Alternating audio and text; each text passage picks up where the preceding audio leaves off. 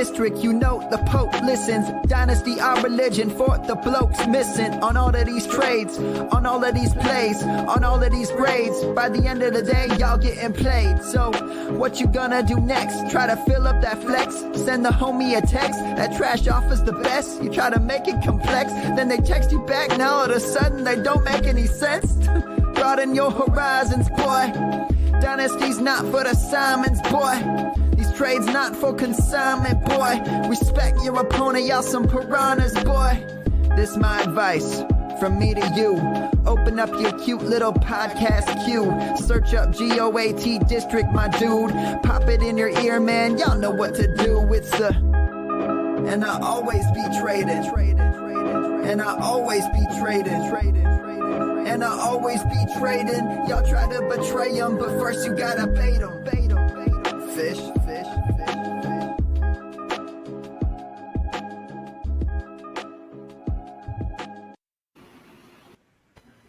What is up, Fantasyland? We are back in the GOAT District where winners come to hang. And tonight's no different, man. Last week from the Roto Underworld, we had Josh Larkey, the code breaker himself, Mr. Player Profiler, and he dropped some straight fires. I mean, Theo, Dan, straight fire last week on the rookies from our boy Josh. Yeah, that was a great show.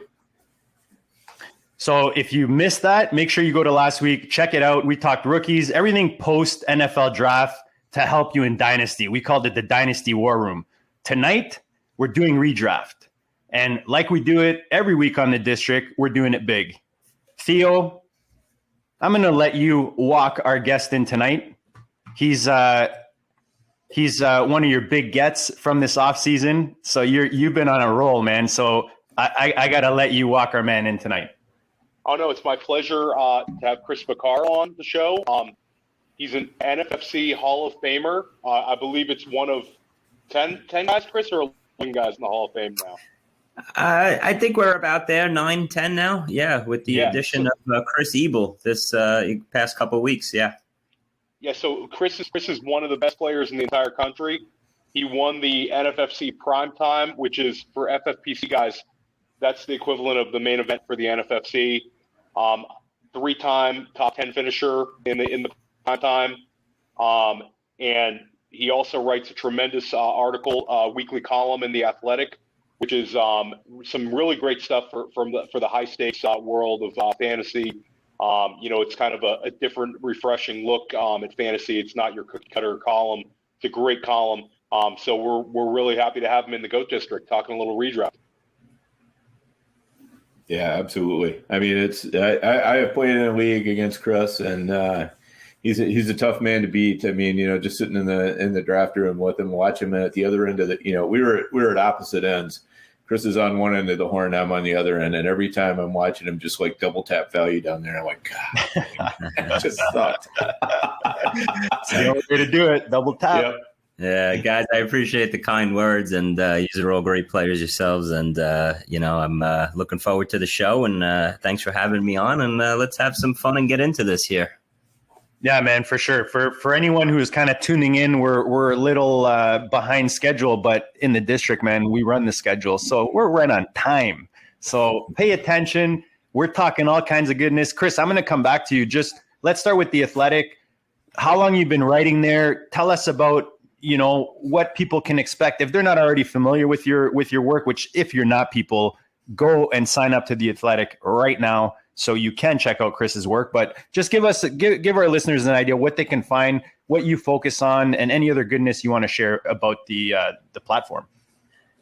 Yeah, guys, I'm going into my third year now with The Athletic. It was, a perfect match for me. They give me the ability to, write freely every week. It's a little bit of everything, It's a look back on the past week, a look ahead. I'll be writing starting in July, straight through the summer, getting, my readers ready for the upcoming season, trying to break down boards. I think Theo said it pretty well in the opening. I try and write, and even my podcast, I try and I guess I go a little differently off the script. I I kind of forget that there's an audience out there sometimes, and it's just like I'm trying to talk to my friends out there and try and break down draft boards, and I try and keep it interesting for the readers and the listeners, and give my view from a high stakes point of view, to everybody. So it's a little different spin on what I guess you're usually used to listening to and reading.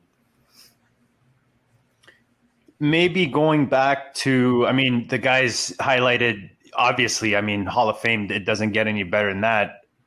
Maybe give us an idea of your fantasy career, like how you got into it, how long you've been playing, and how you got to the peak of the mountain, I guess you could say. It's a little bit of an interesting story, I guess. I started real young in high school. I was obsessed trying to find, I'm 41 years old right now, so you could do the math with that. We were still trying to break out pens and, doing scoring over the weekend on our pens and pads at that point. So I was just obsessed with football. And then when fantasy started becoming big in high school and in college, I was just trying to get in every league possible that I could find. I think I was about 23, 24 years old where I opened up a fantasy football magazine and I saw the advertisement for the NFFC, a live event. And I said, oh my God, this is what I've been waiting for. This is what I wanted to, I wish that something like this would happen, would come along. And it did. And I remember being a young kid walking into that ballroom in New York City, first time at 24 years old. I look around, there's 10 draft tables set up, there's 100 and something people in there. It was like Christmas morning, guys. The rest is history right there. Once I was hooked, and from there, that was about 2004, 2005. I actually had immediate success, and I thought, all right, I got a little cocky. And I sit there and I win my league the first year. And then I struggled after that for 2 or 3 years. And I said to myself, all right, why am I struggling? I got to do something to switch this up.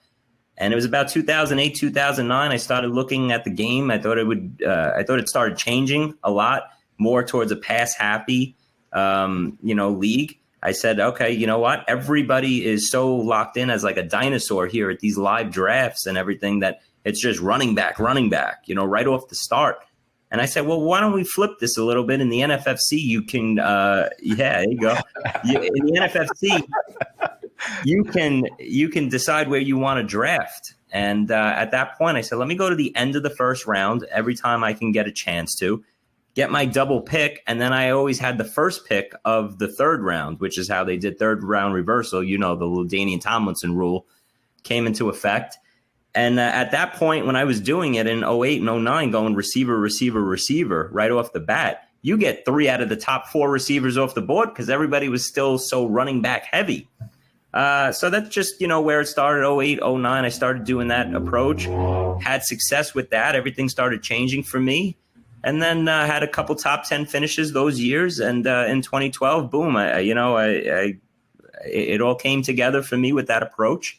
And I hit the overall, and, the rest is history, I guess. That's awesome, man. Your description of walking into that room reminds me of 2 things that happened in Vegas. One is World Series of Poker. The first time you walk into that main room, man, it's just bananas, like a sea of people. And then Dan was there the first time I went to the FFPC live in Vegas. Same thing, man. You walk in and you're like, you got tables everywhere, drafts going on everywhere, the girls at the boards, and it's just a good time, man. So that's cool.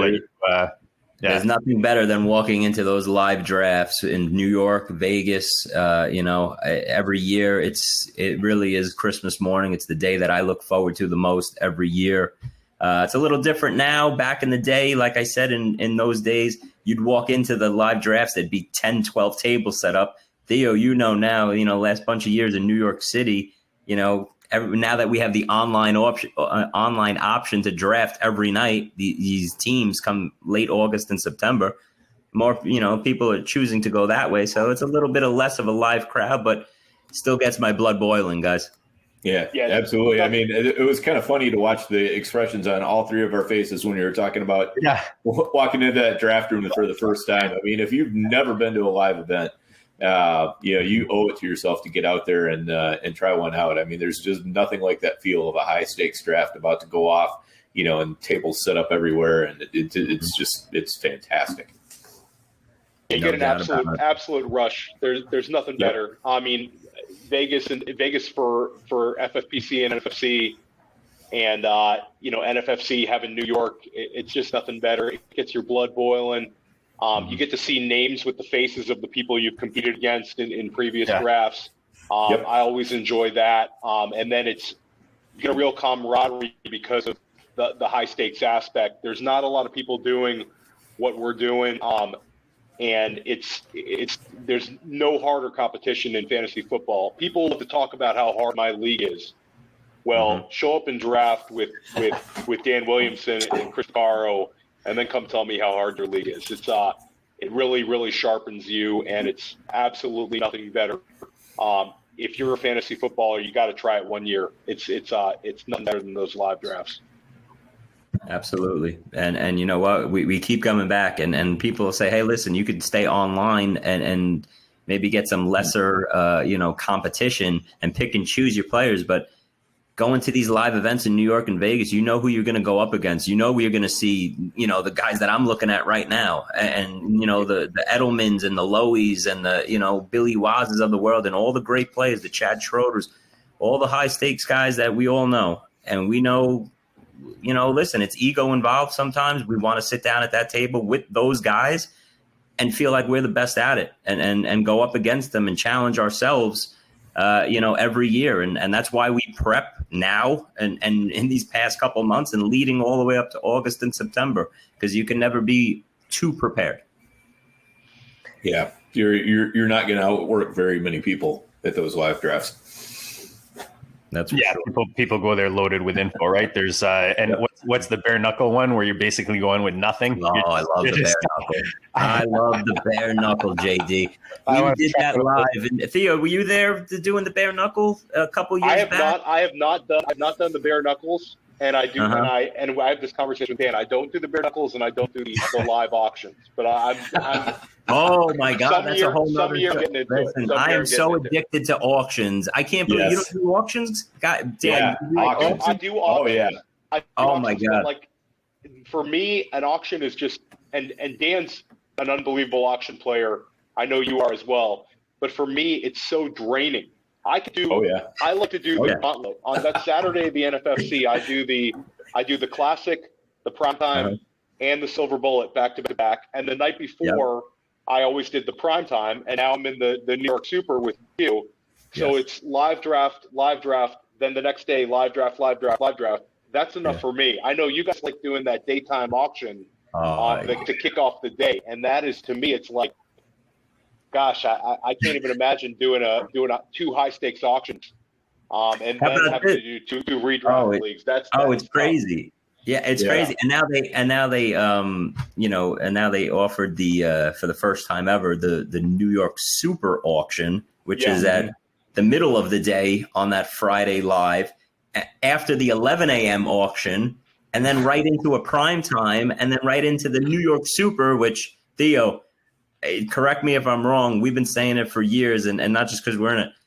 It's the toughest league that I've ever seen and part of. There's 4 or 5 Hall of Famers in it. The other guys that aren't Hall of Famers are like Nelson Sousa and Glenn Lowy. Like, it's a loaded field. Value is gone by the 6th round. You could forget about it. It's just an unbelievable league. But just real quick, back to, I was late to the auction scene. Maybe like 5 or 6 years ago, I got into it. I am so obsessed and love doing auctions almost as much as, if not as redraft. If there's an auction, I'm jumping in it. But between that auction and that bare knuckles, which was the craziest draft I've ever been a part of, it's there's so many different options right now, and we're addicted to all of them. Yep. The one thing I will say, because actually this is reminding me, Dan, I think this is literally how you and I started talking. I was kind of reaching out about going to, kind of letting people know I was going to the FFPC. You chimed in, and then I started asking you questions. But I'll say this, because I went down there and I did an auction. I asked Dan, I was going back and forth. Do I do a live draft? Do I do an auction? But I was not an auction guy at that point when I was down there. So my suggestion is, especially if you're going down there and you're not necessarily like a high stakes player, like you're buying into a bunch of these high stakes leagues, maybe you have 1 or 2 buy-ins, bullets. I would suggest do what you're comfortable with.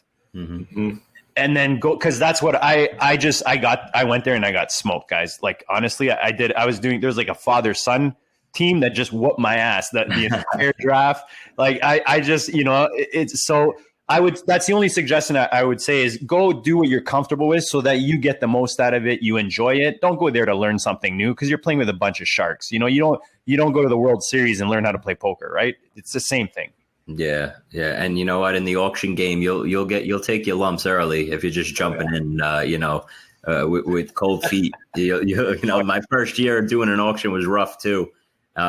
So you got to get a kind of a handle of it. That's for sure. Maybe do a couple auctions, in your home leagues or outside, but you come to one of those tables and people rise that price up. They'll stop playing games with you and you got to see who's bluffing, who's not, and have a game plan. And not only have a game plan, but just like in redraft, have about 15 backup plans to your original plan, because you know what? Chances are you're going to need it. Yeah. 100%. That is for sure. Yeah. 100%. Shout out to Scott Fish. The Pigs 3 is where I've gotten my auction education with guys like John Bosch, who are just obsessed with auctioning their Dynasty startups. But no, I got one last question, Chris, before we get into the goodness. I'm curious, a guy like you, do you have a favorite NFL team? I do. I'm a pretty diehard New York Giants fan here in New York. I have been since I was a little kid. And I've been lucky enough to get enough Super Bowls and see it, enough of them. We've been struggling for a couple years now, but I love what we're building here in New York with my G-Men. Nice. How do you feel about Daniel Jones? Hey, you know what? There's definitely a lot more people that are higher on Daniel Jones than I am. I don't think he's somebody that could carry your team or your franchise. I think he's nothing more than a game manager. I don't ever see him, taking that next step to being an elite quarterback in the NFL. He certainly has some weapons here. Yeah. But so let's just dive into the Giants for a quick second. I mean, since we're there already, basically I'm seeing 2 major takes on the Giants. One is Daniel Jones isn't that good. Jason Garrett's a horrible offensive coordinator. This team is going nowhere. It's all going to get Gettleman's a terrible general manager. It's all going to get blown up soon. And then the other take is, they're surrounding Daniel Jones with weapons. They've built up his offensive line. Last year was an aberration. He's got the weapons now. He can succeed. Garrett's going to protect him by, making sure he'll have Saquon around again. Where are you falling on all this, Chris? I'm more towards the latter of that. I like what they're doing. I like how they built the offseason. I love the Kenny Golladay. I'm a pretty big Kenny Golladay fan. So that's my guy. I'm glad that they got him to be a number 1, because that's what they were lacking, is a legit number 1 wide receiver. No excuses there. They gave him a number 1. Then they go and draft Kadarius Toney in the first round, 20th overall, to give another weapon, which at first, when they made that pick, I said, did we really need a wide receiver here? We have Sterling Shepard and Slayton. We're bringing Barkley back into the mix. We could get into that, the draft. But, the more it grew more on me, honestly. It grew on me. But I like the moves in the offseason, especially on the defensive side, bringing in Adoree Jackson. Hey, listen, they spent money. There's really no more excuses here for the Giants and Daniel Jones coming into this season. So I think they'll be a playoff team this upcoming year. We're going to start this off. Our boy Trey sends us a little OTC action. So I'll go to you, Chris. Daniel Jones or Wentz, Carson Wentz out there in Indy? For this upcoming season, I think you got to go Daniel Jones, just because, like I said, the weapons that we just gave him. We got Evan Ingram still for another year at least. And these guys, listen, you put Barkley in that backfield, a fully healthy Barkley, teams are going to focus in on him teams aren't going to, you can't double team our weapons out wide with Slayton and Shepard. There's going to be guys wide open. And then on top of it, Wentz can use his legs as well, but not like Daniel Jones can. Daniel Jones can help you in the with the rushing stats in fantasy as well. So give me Jones over Wentz. Yep. Yeah, as long as he doesn't trip over that 10-yard line, he's the 10-yard line monster. Yeah, it got him. Oh man, it's tripped up more than one player I've seen. Yeah, that's for sure.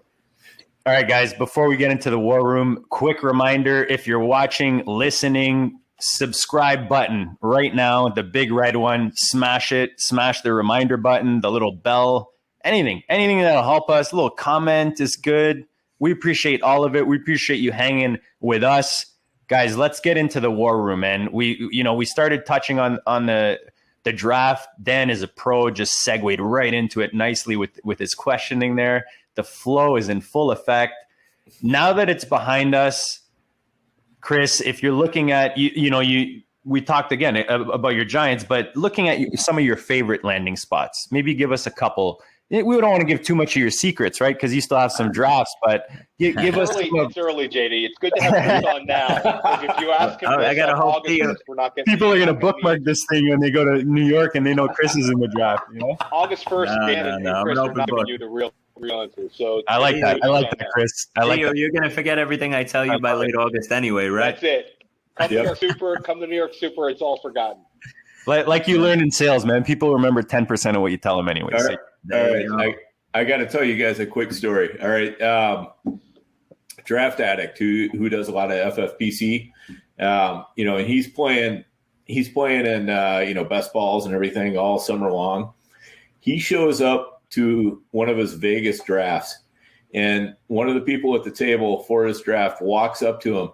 They've got a notebook, like a spiral bound notebook this thick with all of his drafts in there, all of his tendencies and everything. Wow. He's looking at it. He's going, they know things about me I don't even know about me. 100%.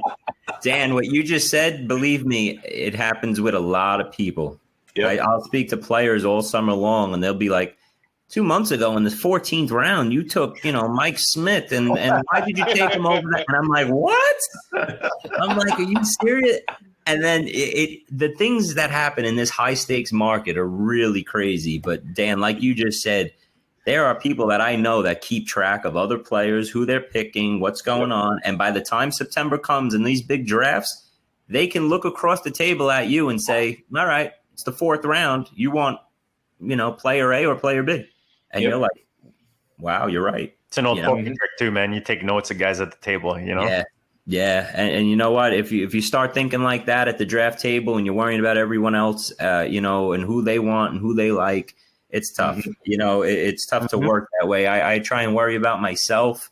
Yep. I think that comes into play when you know what your competitor, just say like, Theo, like the New York Super, by the time we get to that table, everyone's going to try and position themselves going, okay, I want that 6th spot, that 6th seat, because I know that player A, B, and C want to be in the back end and they want these 3 guys. And then it's just everybody starts trying to, it's one of those, we'll save that for another time. But yeah, there's a lot of that goes on. But I love that you said that, Chris, because we talk about that often. I even asked Dan, Theo, because we do a lot of best balls. Mm-hmm. And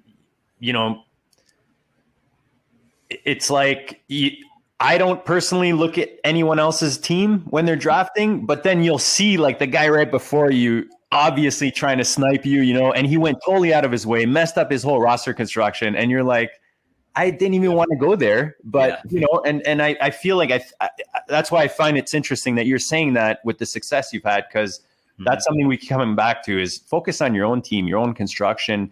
You want to see what's happening in the draft so you know where to take specific positions or guys, that kind of thing. But I like that you said that. Yeah. And it's all about preparation. And what I said earlier about having so many different plans going into each draft. I could be in that 12th seat and have that 12th and 13th pick. You got to have multiple options in that 7th round. You got to know, okay, listen, I plan on having these 3 running backs to choose from and these 5 receivers to choose from. And if they're not there, what's plan B? And how do I have those guys in order? And then attack. Each round is a different draft plan that you got to look at. So there's so much that goes into this, guys. You guys know. But you got to, at the end of the day, like you said, JD, you got to just worry about your team. Yep. That's it. Yeah. Most of the value of knowing what other people are doing is just knowing when you need to strike for guys that will help your own build, rather than, if you're out there trying to hurt somebody else's build, you just became the rake. Yeah. And there's nothing more important than knowing the whole entire draft board inside out, and knowing, all right, I'm at pick 47, and when I get to pick, 65, I need some running backs here, but there's only 4 left that I like, just sizing up the whole draft board. And knowing if I don't get those 4 running backs, now I got to switch back. I got to go to a wide receiver heavy approach. Maybe this is a team that I got to, I'm going to take that elite top 5 quarterback at that point. And now I'm going to look down the board 5 rounds from now, and what running backs am I liking as my late guys as running backs? That's how I'm going to build this team on the fly. And you got to be, like I said, again, adjust on the fly at that draft table. Yep. I know we're supposed to talk rookies and stuff, but this is like, you're not asking. Sorry, I know I get all over the place. We're chasing rabbits, but it's good. I was going to say, it's like running into Joe Rogan and not asking him to do a reverse. What does he do? A reverse jump kick or whatever, that he's like one of the best in the world, that like guys like GSP are learning from him. So I got to pick your brain. Do you do best balls? Yeah. Throughout the summer. I do. Okay. Mm-hmm. Yeah. Do you do best balls as a way to get yourself prepped? I think I spoke to I spoke to Abib Agbatoba, who's the back football guys championship winner, and he'll do a couple of best buys just to get himself prepped. Do you find yourself doing those, or are you more getting into those football guys and getting into the RotoWires? The online prepped? Yeah, Theo, good question. I treat the online championships as practice. Leading in, I start in June, late June. I'm not a drafter who goes early like right now. I like to get, my information. I can look at all these draft boards. There's so much now that's, out there. I can study my draft boards without entering these contests, put myself in spots, and I use and go from there until I'm comfortable enough to say, okay, I know exactly what I want to do, and my different options when I'm in that actual draft, and get in them in late June and early July, and then go from there. That's the online championship. But for the best balls and the draft champions, I'll start those and I'll use those as practice as well. But it's a totally different type of draft, as you guys know. The best balls, the draft champions.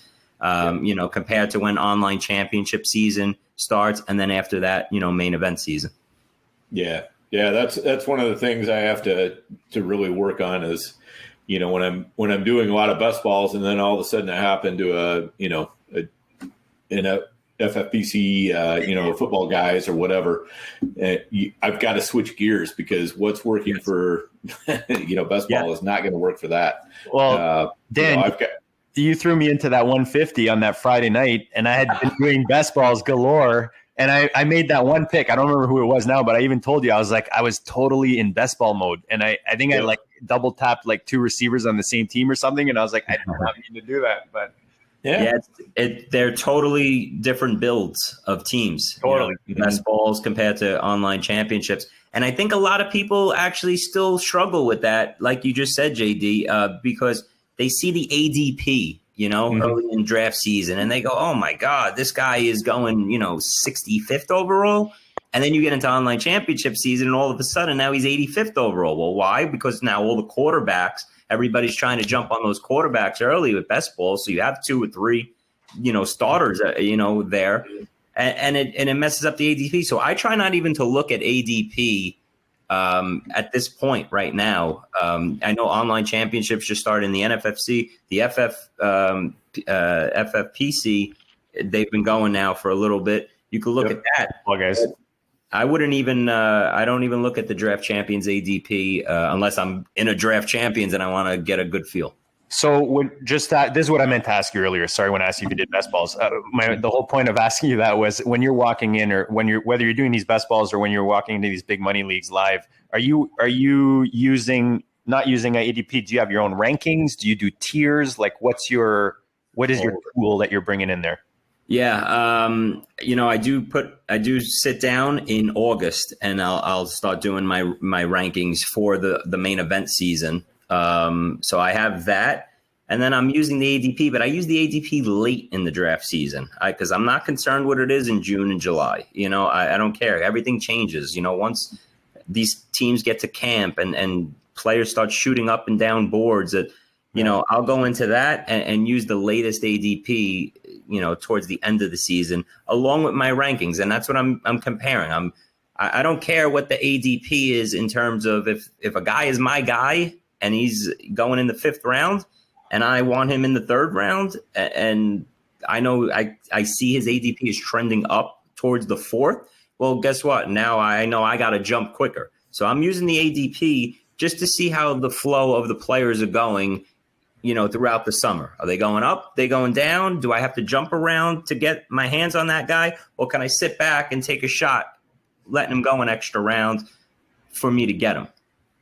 Yeah, that's so critical. I mean, because as you know, when you get to Vegas or when you get to New York City, you see players literally jumping from draft to draft to draft, as day by day goes by. And you'll see certain players getting pushed up and up and up the draft boards, and other players getting pushed down and down and down. So for me, one of the big things I'm looking at is when I walk into a draft room in Vegas, I want to know, for my guys, the guys that I'm most interested in getting, if they're one of those players that's jumping up, where's the point where I'm bailing on them, where right. I'm going, that price is too rich and I'm going to let somebody else have them. And then for the guys who aren't necessarily my guys, but all of a sudden the price maybe becomes right because they drop, down to a certain point, and all of a sudden I'm like, well, that's a value, and I probably better jump on it. Even if I'm not totally sold on the player, sometimes it's, some of my best players have come from guys I'm not totally sold on, but everybody's allowed them to drop far enough down the board where all of a sudden it's like, okay, well, I'm gonna take this player. It's a dangerous game doing that, but sometimes it does work out. 100%.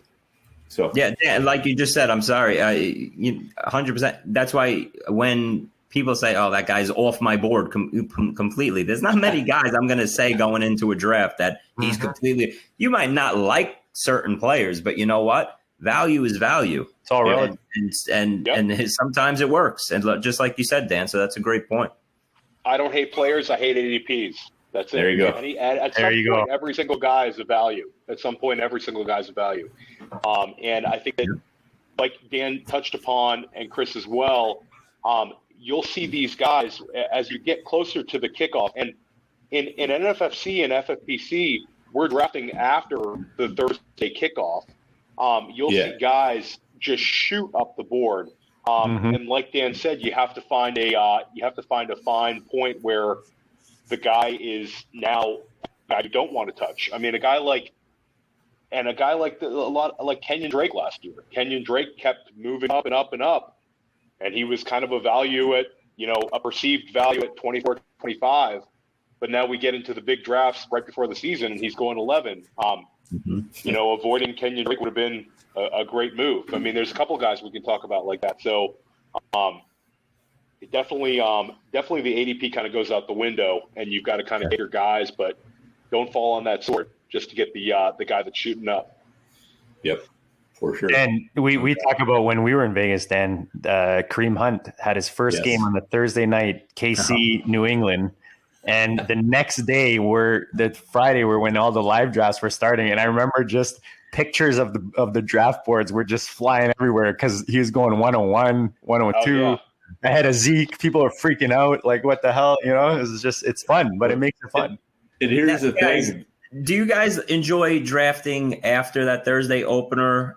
Do you enjoy it, first off? And do you enjoy it more or less than before, that Thursday opener? Because that Thursday opener is crazy how everybody's mind gets so changed for the whole entire season based on that one game, ADP wise. It's just like the year Peyton Manning, threw 7 touchdowns. People were taking him first overall the next day, but hey, he was a third rounder the night before. But everybody wants those points. So now all of a sudden, you're signing up for those points to bag them, but you know what? There's 16 more weeks after that. So I don't know how you guys feel about drafting after. I feel like it's just personally, I put all these months of prep into drafting a certain draft board to get it all thrown out the window for 2 days over one game. So I'll draft a couple teams after that, Thursday nighter, but I prefer beforehand. I don't mind after. Yeah, I don't mind after just because of the fact that, there's, people are making those big swings. And, so that can be an advantage if you're willing to, stick to your guns. Right. And sometimes it's just a matter of, looking at the information at hand and saying, well, this definitely needs to change how I was perceiving that player. Like Peyton Manning, I had him kind of the same as you, Chris. He was a third rounder before that. But then when I'm in FFPC leagues where there's only an 11-game regular season, and this is one of those 11 games, that to me weighed even heavier than the NFFC. And it's like if you can get that one guaranteed win, and you've seen that, okay, yeah, Manning in Denver, this is gonna be smoking. It kind of changes the calculus a little bit. Like, JD was talking about the Kareem Hunt game. I was doing an FFPC auction right after that, and this is the $2,500 auction. And I'm in the auction, and one of my best friends is going to be my opponent week 1. And so we both are just like gunning for the win, right? So salivating over Kareem Hunt. Loading up for week 1. Kareem Hunt and Zeke Elliott, both of us are like, the rest of the league is entirely dropped out, and there's me and him just bidding because we're like, if one of us gets both of these guys, it's going to suck, like we're going to lose the first week. So both of us, I knew what he was thinking. He knew what I was thinking. We're like, I have to get this guy up to the point where it's too expensive for him to take both.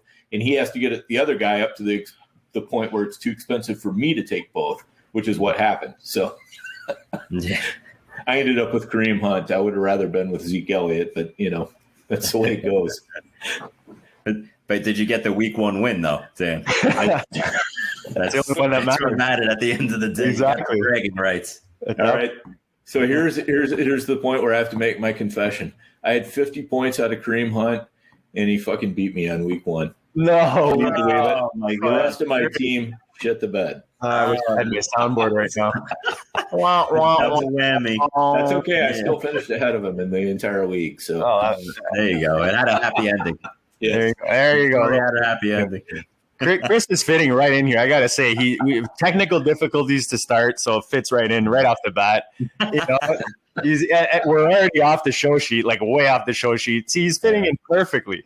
It's awesome. Show sheet? What show sheet? Show sheet? Yeah, exactly. Yeah, you know what, guys? Like I said, that's the way. Myself and Nando DeFino, who is the co-host of my pod for the Athletic.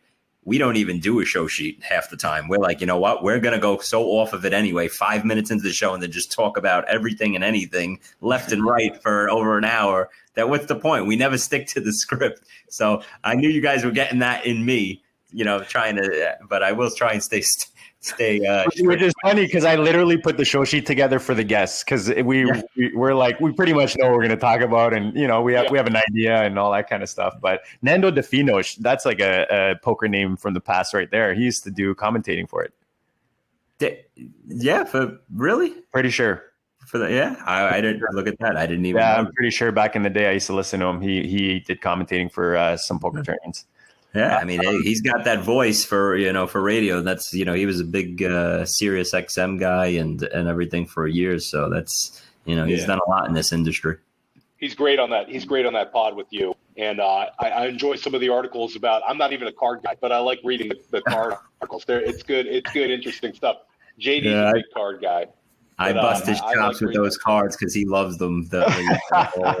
It's whole other rabbit hole.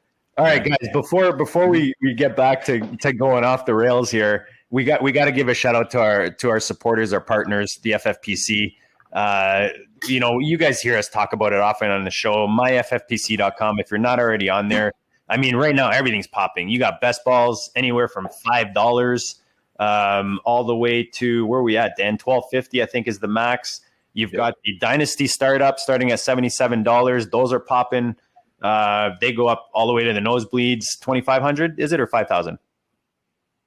I always forget the max on that one. Dynasty, yeah, is I think it's 25.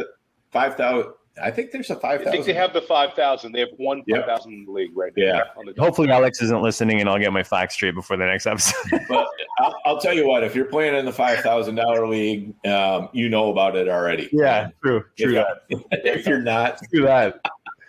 And then the main event, man, we're talking tonight main events, just under $4 million in prize money, 500 Genos, $500,000. I say it often, man. If you can go home, and I'm sure Chris can attest to this, you go home to the wife with a check like that, man, she will love the fact that you play fantasy football. I guarantee it. And then the Football Guys Championship, guys, that's what brought me to the FFPC. Right now, they've got the early bird promos for both the main event and the Football Guys. You get a free $35 FFPC credit that you can use towards best balls, Dynasty, whatever you want. And that ends on May 31st. All right, we're going to try to get back into the war room. We're going to reel it back here. We're going to bring it back to these landing spots. So, Chris, do you have a couple landing spots that kind of stand out in your mind that you really like from this draft? Yeah, I mean, listen, guys, the obvious ones right off the bat, a lot, Kyle Pitts to Atlanta, just making that offense what I feel is a top 5 offense in football now, as long as Julio stays in town. I love that one. Najee, Najee Harris going to Pittsburgh. Everybody had that there. That's a perfect landing spot to control the backfield. I love that. But there's certain other ones that, I think like Penei Sewell going to Detroit, that makes me be like, all right, I'm loving DeAndre Swift this upcoming year just to help the offensive line and build that team. You could see the way they're trying to, the coach that they brought in, the offensive line that the Lions actually have is really impressive. And to add Sewell right there, that helps other players. So I love that. And I love the kid Elijah Moore from Ole Miss going to the Jets early in the second round. I think he's a future star. I don't know if you guys saw the video clip of when he got drafted and AJ Brown and him talking, and AJ Brown telling him, "Yo, you've always been better than me." I mean, that is scary. I don't know if he was just giving him, but you want to tell him that, you've always been better than me. I mean, the Jets I loved what the Jets did in the draft. The whole draft. I loved what they did their first 4 rounds, So those are some of the best landing spots, and I'll throw it back to you, JD. Does that include Wilson? I'll be honest with you. I thought they made the wrong move. I said to myself, all right, you got the second overall pick. You should hold on to Sam Darnold. He's a young quarterback that people hate on Darnold, but if you just look at what they did, they didn't give him any weapons. They didn't, he was always banged up. I think Darnold is an above average NFL quarterback, and I think they should have built around him instead of just, they pretty much made a lateral move with Wilson. Right. Bringing him and taking the second. All right, so you just started over, but you already had a young franchise quarterback that you could have built around. Give him. You want to go out and sign Corey Davis. You want to go and stack the offensive line now these last couple of years, and then take the kid from Ole Miss in the second round. Give Darnold a shot with all these weapons, and then take that number 2 overall pick, and hey, go take Kyle Pitts, number 2 overall, and give him another, or trade it for a boatload of picks. I mean, either way. 100% right there. You could have got 2 first rounders. So I loved what the Jets did, throughout the whole draft. Yeah, I mean, I would have had a hard time passing on Lance or Fields over. I agree. Yeah. Zach Wilson is just to me. I think he's the fourth best quarterback in the draft. I don't know. 100% agree with that, Dan. And I thought Justin Fields should have been the number 2 overall pick the whole time. Fantasyland agrees with you guys because Zach Wilson and then Mac Jones basically is that order when you're drafting, especially Superflex. Yep. Well, you know what's crazy to me? I'll just say this quick. I'm a big college football guy, and we had the semifinal playoff, and Fields puts on a show, and he beats Clemson and Trevor Lawrence. And if you heard the people talking that week, it was like, could Fields be number 1 overall pick over Lawrence? These two guys are locked in 1 and 2. Mm-hmm. And then the championship game happened. He had the rib injury and everything like that. Still performed well. They lose and everything to a great Alabama team. But okay, what changed? What games were played? Did I miss any games that all these scouts saw? All of a sudden, Fields was becoming Chris Sims was saying, Justin Fields could fall to the second round. What happened? What the underwear Olympics happened, and all of a sudden, process maybe I don't know. Even with the underwear Olympics, I mean, where did Fields lose out in that? Exactly. It was the biggest mystery to me that I didn't feel people were talking about enough. That those two guys were locked in 1 and 2 in January. And then all of a sudden, Fields just kept falling and falling. And here comes Trey Lance out of nowhere, North Dakota. I think Fields will be the second best quarterback in this class 5 years from now. He could be. I feel like these NFL teams are all kind of chasing that next small school guy and looking for that next small school guy to break out. And I feel like with the Wilson profile, I feel like a lot of teams are trying to chase that Pat Mahomes. I mean, certainly no Pat Mahomes to me, but I think teams are looking, trying to find that perfect fit where, we're all football guys. We all see Justin Fields, and it's like, how can you pass on that guy? Mm-hmm. And just from a marketing perspective, every single kid on Long Island would be wearing a Justin Fields Jets jersey this week if he was drafted there. I'm not seeing too many Wilson jerseys for the kindergartners coming out of my local school. But I was ready to get those Justin Fields jerseys for them. I'm not even a Jets fan, but I think he would have been tremendous. But back to Wilson, they certainly have an idea of what they're doing. The Corey Davis edition, Denzel Mims on the outside, and then I think Elijah Moore could be a 70 catch guy as a rookie. I think he's the real deal. And I know, Chris, you also like Michael Carter. You want to talk about him a little bit? Yes. Mm-hmm. Love Michael Carter, especially where they got him early 4th. I think he could step in right now. I mean, they got Tevin Coleman. They signed him in the offseason, but I think Carter will have that job by midseason. I see where he's going in drafts right now, right after the NFL draft, where he's going in fantasy drafts. And I was like, all right, well, everybody needs to pump their brakes a little bit. Mm-hmm. I saw him going in like the 70s overall. And I said, all right, listen, that's a little too rich for my blood. I love the kid for a future, but I don't know right off the bat if he's going to steal that job. But yeah, I do. I like Carter. And the other North Carolina running back, Javonte Williams, I just don't like the landing spot. I don't love the landing spot. I still think, with Melvin Gordon ahead of him, but I know I'm jumping around here, guys, but the Falcons at 35 overall, I think it was early in that second round, had the perfect opportunity to take him and let him take over the show in Atlanta, and they trade to Denver, who then takes the kid. That was right in front of Miami too. Say it again. And right in front of Miami too. And Miami could have used him without a doubt. So that was a super interesting trade to me. Yeah. And here's I've kind of thrown this by JD already. Yeah, I was going to ask you about it, but go ahead. Yeah. All right. So, I mean, is George Patton, is he playing chess when we're all playing checkers? He signed Mike Boone, and then he jumps up to take Javonte Williams. What are the odds that Melvin Gordon is still a Bronco in week 1? All right, that's a good question, Dan. I'll jump in and answer that first. Here's the thing. Here was my thinking with that. Melvin Gordon, he had that that DWI in the middle of last season, right? I think that soured the front office of Denver, and they're looking for a way to get him out of town. And I think you could be right that they could be cutting him, as trading him, casualty, or trade him, or whatever. Because I am a big Mike Boone fan also, and that would be a dynamite 1-2 punch there with Williams, the rookie, and Boone. And then you move on from Gordon altogether. So that's a good outlook. And Peyton was the assistant GM in Minnesota, which is, of course, where Boone came from. So, I mean, Peyton definitely knows what Boone is about. So there's that.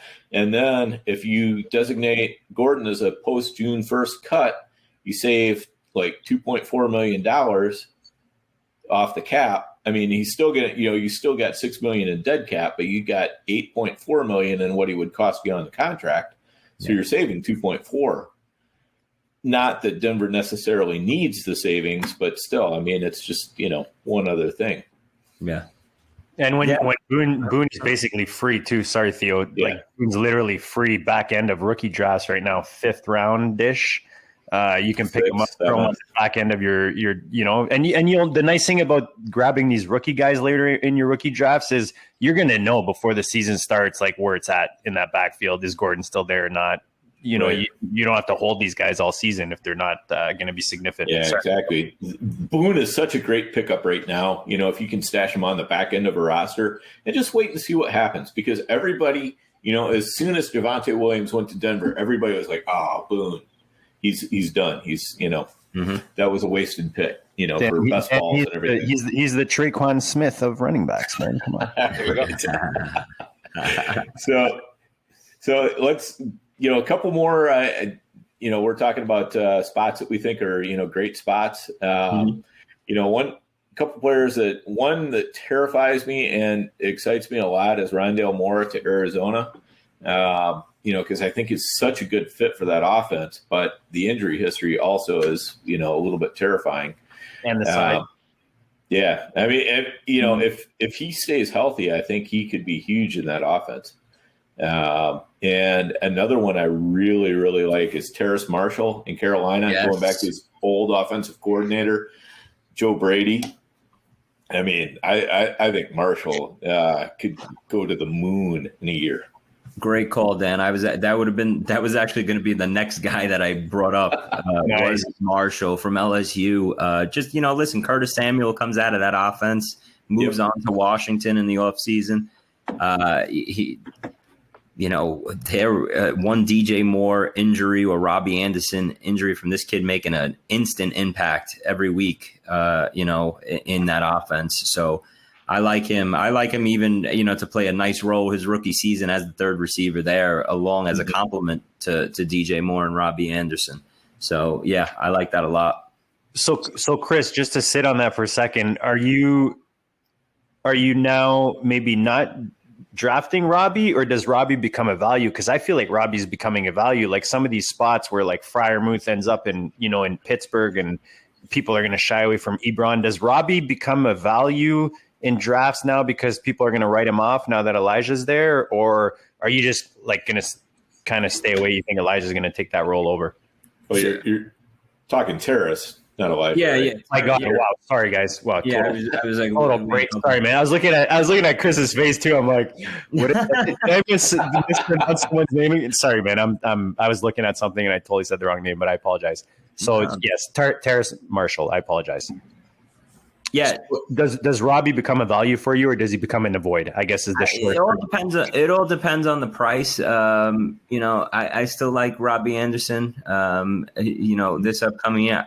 To be honest with you, though, and I'll let this cat out of the bag, DJ Moore, I think with Sam Darnold slinging it to him, I love DJ Moore this upcoming year to have a big bounce back season. Right. So, that's an offense that, it looks pretty good on paper. McCaffrey will be back healthy. Robbie Anderson is just about as good as a number 2 wide receiver you can have. And, Terrace Marshall coming along makes that offense complete. So, Yeah. It's a pretty nice offense that they're building in Carolina yet again. Don't forget, fantasy-wise, Carolina, it's a perfect storm because, one of the biggest things I look at is, hey, is your defense trash on the other side of the ball? Are we going to be playing these weekly high-scoring back-and-forth games? Like, I don't want your defense to be any good. I don't want an elite defense on the other side of the ball where we're in 14-10 games. Tell me you're giving me the ball back quick and your defense is crap, because Carolina's defense is garbage. It's a good point. I think Curtis Samuel vacates 97 targets, so it'll be interesting to see which way it goes. I mean, Robbie Anderson and DJ Moore were pretty equal in terms of output last year. You got to think DJ Moore gets targeted more this year. He's 24 years old. It's you kind of feel like that big season's coming.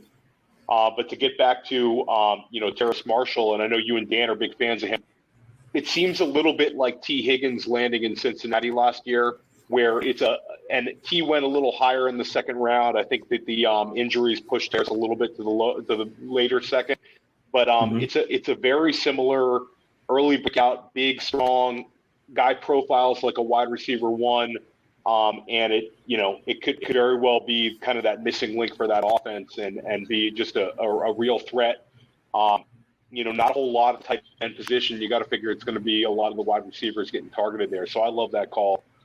And then getting back to Rondale Moore, I mean, it's an ideal landing spot. I think Dan nailed it. If it was going to be one team that you'd want him to land on, it would be a team where they're going to play 4 wideouts. He's going to be able to play the slot, and it seems like they're really looking for a secondary target to DeAndre Hopkins. I think Rondale Moore could be a really, really productive player as a rookie, and I think he'll have a couple of smash games where he could go get loose for about touchdowns. I like that one. And for me, Jamar Chase. I mean, Jamar Chase, I think we have to look at Jamar Chase as locked in wide receiver 2 in redraft. I think the guy is going to get 125 targets or more. And I know it's kind of square to talk about it being a great landing spot, but he gets his college quarterback. And, what is your take on Jamar Chase in Cincinnati? Do you think he's going to explode right out the gate here, Chris? Theo, let me tell you this much about Jamar Chase. A couple of years ago when he was, obviously we all know he didn't play last year. 2 years ago, when I'm watching Jamar Chase, I said, I think this is going to be one of the best receivers of all time. I think he's that unbelievable. Nice. And I think we'll be drafting him in the first round of fantasy drafts after this year right away, real quick. That's how special this kid is. I don't know if people, because they didn't see too much of him, last year, so they forgot about him or whatever, but he's that great. One of the best wide receivers in college that I've seen in a long, long time. So I can't hype him up enough. With that said, and him getting Burrow and everything like that, I still was like, I want to protect Burrow a little more, and I'm a Joe Mixon guy, and I want to maybe get that Penei Sewell to Cincinnati and let Jamar Chase fall after that. But it was a win-win for Cincinnati. Either you were stacking the offense with Higgins and Boyd and putting a real wide receiver 1 there with Chase, or you were going to build that offensive line and protect your all-world quarterback and stud running back. Chase, absolute stud, though. I love him. I think I just don't know how, it's going to affect Higgins and Boyd's value this upcoming season in fantasy. A lot of times, a situation like this, a guy like Chase comes into the offense and everybody says, "Oh my God, that's it. I'm out on Boyd and Higgins and let them fall." But you know what? These defenses you have to cover somebody, and they can't double team a guy like Boyd anymore or a guy like Higgins on the outside.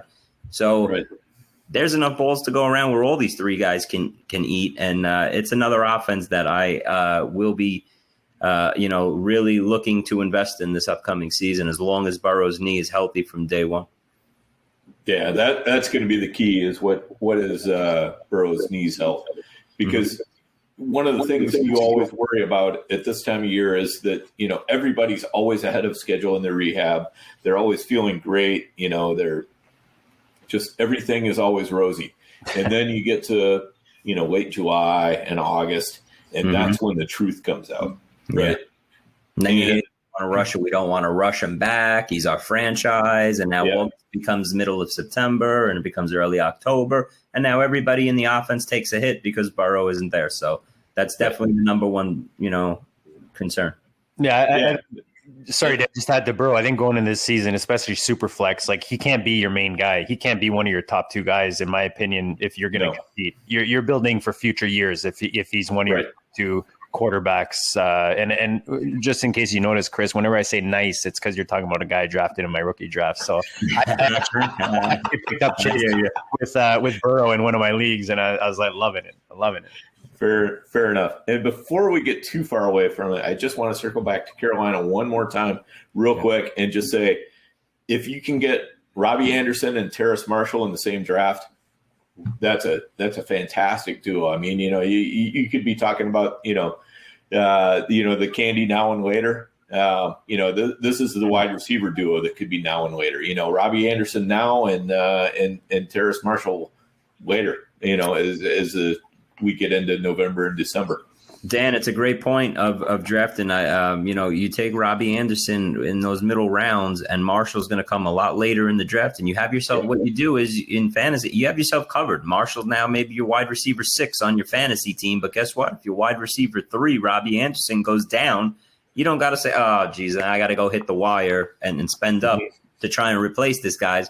Well, now you already have your replacement built in right there. You just look at the end of your bench there, and Marshall now just got a huge boost up. Yep. I talked about that strategy last night on Ballin. We draft Best Ball live on YouTube here, and I talked about I like getting the wide receiver 2, 3, 4, getting 2 of those guys on the same roster in the later rounds, because you know that whether they interchange per games or parts of the season, or they add up to, let's say, a wide receiver 2. Where and that the examples you guys gave are perfect, and there's a few of those offenses right now where you can pick up guys late, like Boyd is definitely going to get pushed down. Maybe you don't have someone to necessarily pair him, but if there's a situation where the rookie's coming in, there's already 3 established receivers. If you can grab that number 3 with the new shiny toy at the 4, those guys are going to add up to a nice receiver 3 or 2. In a good scenario. So that's a nice little strategy. It's sort of like running back. It's sort of like handcuffing your running back. Like, your wide receiver 2 or 3, and in the 16th round, if you can get an equal, guy that you could see taking that big step up, if that wide receiver 2 and that offense goes down, well, yeah, that's how you build rosters right there. Yep. Yeah. It could even be that that wide receiver 3 pushes the 2 to the side, if you got that much talent. And, Terrace might be one of those guys who has that much talent. There aren't many out there, but that's definitely one of the guys I have my eyes on. Yep, definitely. It's just also a way of just investing in good offenses. You want guys on your bench that are on good offenses. I mean, last year, a perfect example is, we hear in the preseason Russell Gage is going to be the number 3 wide receiver for Atlanta. Russell Gage, you end up doing this strategy that, Chris and Dan talking about. You take Julio Jones or Calvin Ridley and you add a Russell Gage, you get some very useful weeks right there. So you want to have good offenses, especially on your bench. One more rookie I wanted to get your take on, Chris, Devonta Smith. Your expectations of him in Philly. I know you like him. What did you think about the landing spot and his potential for production there? I loved the landing spot, and I thought that's where the NFL draft got really exciting, right at that part of the draft where Horn goes 8, Surtain goes 9 to Denver, throws a wrench in Dallas's plans at 10. They obviously wanted one of those corners. And then they go and make a deal with the Devil. They go inside their division. They let Philly go from 12 up to 10 to jump the Giants. So, I mean, it is interesting. Now the story comes out. We all heard it that, the Giants were in love with Devonta Smith. That was their pick at 11. Maybe it is probably true because they moved back right after that and took another wide receiver in Kadarius Toney. So, maybe they had their heart set on Smith and settled for Toney after that. but I just thought it was interesting. And then, but on the flip side, it was like, you know what, you're gonna trade with Philly. You're gonna see this wide receiver and have to deal with him for the next decade. But guess what? If you sat there and you gave him to the Giants, you're going to still have to see him for the next decade in your division twice a year anyway. So that was really interesting, but I do love the landing spot. I think he jumps right into that offense as the number one wide receiver, along with his college quarterback in Hurts. And that was one of the definite top 3 or 4 landing spots of guys I loved in the first round was Smith to Philly. Yeah, well, as long as we're talking Alabama wide receivers, let's just hop into Jalen Waddle. What do you think, Chris? Not as thrilled as I was with Smith. His landing spot and Chase out of the big 3 wide receivers that went in the top 11 there. Waddle's a really good wide receiver. I think my problem more is with that offense. They bring in Will Fuller. They have Parker. There's a bunch of mouths to feed now in that offense. And on top of it, I'm not a big Tua fan. So I'm not a big Tua is going to be the big factor. I definitely agree with that. If Tua can take a next step, then this is going to work out. If you want to play that card, then I think the way you want to play that card is you want to draft Fuller. It's just like Robbie Anderson and Terrace Marshall. You want to draft Fuller and you want to draft Jalen Waddle, because you can get Waddle, not as late as Terrace Marshall, but you can still get him later than Fuller. So, right. But Dan, right off the bat, first year, you have Devontae Smith over Waddle. Yes or no? Yeah. First year, for sure. Sure. Yeah. I mean, I think Waddle is a little bit more of an intriguing play long term. I think he's got the higher ceiling, but I don't think he can get there in the first year. Agreed. Yeah, and my concern with Smith is, I'm like, I think Smith has a super high floor, but I'm not sure how high his ceiling is. What do you think about that? Listen, the first thing that comes up when everybody mentions his name is that size, 165, right. 170, you come across the middle and someone's going to put you on your ass and you might stay down in the NFL because it's not college anymore. But the kid is an unbelievable route runner. Yes, and I think they're going to find a way to always get the ball in his hands. And I could see him being one of those, 7 for 70 type wide receivers every week for Philly. They'll get the ball in his hands and he's not going to put up the numbers he did at Bama, but the competition is less. A lot of times these guys, they just fall into the right situations, the right teams. And that's what I'm saying in terms of Waddle compared to Smith was there's a lot more talent at that receiver position and at the skill positions in Miami, believe it or not, than in Philly nowadays. And that's why Smith, I think, will get a lot more touches and targets his rookie season. Yeah, I'm a big Smith guy. I think he's got a real chance. He's competitive as hell. He's a great route runner, and they talk about his weight, which is obviously problematic, but he's got this uncanny wingspan. The guy makes all kinds of catches, and I think that he's got some great potential there, and he's going to get 100 or more targets this year. He's going to get probably 125 as long as he stays healthy. So. You've got to look at these rookies who are going to get targeted, and I definitely like Smith. And then one other rookie I wanted to get your take on, Chris, Trey Sermon, San Francisco. He's a meteor right now. The guy is just shooting up draft boards, and people are very in Dynasty and also in Redraft. People are very excited about Trey Sermon, and like a lot of minds in the industry that we would respect. They're on the Trey Sermon train. Are you on the Trey Sermon train? I am on the Trey Sermon train, and you put him behind that San Francisco offensive line, and I'm really on the Trey Sermon train. But you know how Shanahan works his running backs, and it's there's 42 of them over there, and Mozart's here that you saw last couple of years the way they rotate in and out. Now, do I like Sermon more long term as a star, fantasy star in the NFL than in his rookie season? Yeah. And I see the price that he's going in some drafts right now. And again, not to be repetitive, but that's a little too rich for my blood right off the bat. So do I like the player? Yeah. Do I like the situation and the team? Yeah. But it might be one of those situations where he's just rotting on your bench for the first, 8-10 weeks of the season while the established veterans ahead of him are getting the play, and Sermon's in there for 5 carries a game. You can't really do anything fantasy-wise with them. But long-term, Theo, yeah, no doubt. Sermon's going to be the main guy there for a long time. And they moved up for him. They traded, they moved up for him, which is an even sign of how much they love him. Yeah, it's always a good point when a team moves up. You just hope he's not the Keyshawn Vaughn of this year, right? There you go. Oof, Keyshawn Vaughn, man. That could be a camp casualty in year 2, Yeah. Because where's he going to go? You know what? How many you bring in Gio Bernard to play the Keyshawn Vaughn role? I mean, where's Vaughn? Has Vaughn made the team? I don't know.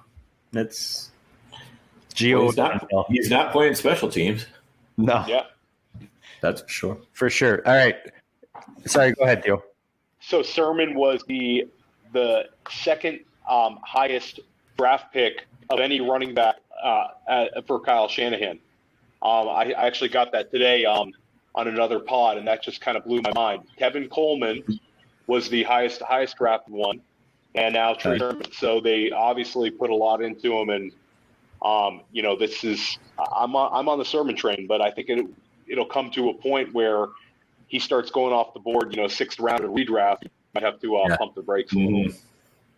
And that's where I've seen in a couple of drafts him go is that 7th, 8th round, and I'm like, oh, geez, all right. I mean, I thought he'd be a nice little double-digit round pick for me coming up, but unless he falls further than where he's going now, he won't be on many of my rosters, this year.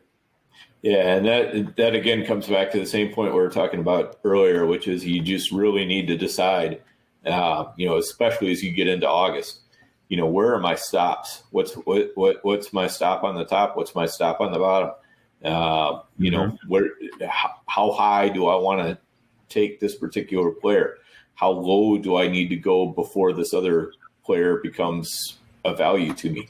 And you got to stick to your guns, and you got to know what you really believe about these players and about these offenses, and stick to what you really think. And if a player keeps driving up the draft board, you just can't keep following up. A la Darrell Henderson a couple of years ago. He was a guy who kept just getting chased up and up and up draft boards to the point where it just became almost ludicrous. And, it became a tell, how if somebody's going to draft him that high, you're kind of finding the rake in your league. So you need to make sure that when you're looking at these players, you can still set a realistic standard for them. What can they realistically do this year? No matter what I think about them long term, what can they do this year for me? In a redraft, and even in Dynasty, you still need to have kind of that a little bit of that redraft mentality of what can they do this year, because that's going to influence what is their value going into next year. Well, especially in formats like FFPC, you don't have that many guys on your bench, man. You're not, right. You're not stashing your what's that tight end you liked in Jacksonville there, Dan? Oliver. Josh Oliver. These guys. And that's why I see some of these guys in these rookie drafts on the FFPC, and they're picking up guys. I'm like, dude, you're seriously going to hold this guy for 2-3 years plus? Like, I'm not holding anyone that's not popping this year. And I was going to say that in the beginning of this whole show, like, if you're in a dynasty, maybe you don't play redraft. This show applies to you because you're listening to us and you're a contender. So if you're a contender, you're playing the season like a redraft, man. I hate to say it. That's at the end of the day, the whole point of us playing is to win the game and to win that trophy. So if I know I'm contending, I'm playing that season like it's a redraft. So all this goodness is applying to you, whether you're playing dynasty or redraft, but especially as a contender going into this season.